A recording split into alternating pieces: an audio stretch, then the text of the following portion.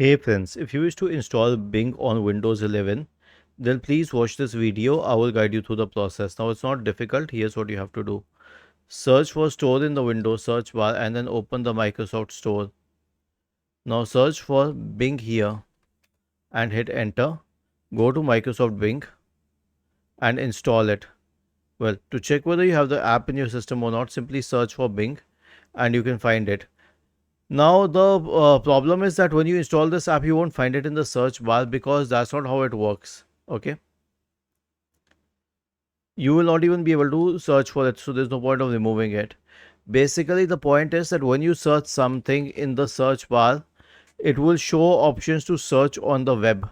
Okay. And then you can search on the web and it will directly search it on Bing. This is what Microsoft Bing on the system means. Was this helpful? If yes, then please subscribe to the channel. If not, then let us know in the comment section of the video on how we could help you further. Thank you for watching this video and have a nice day.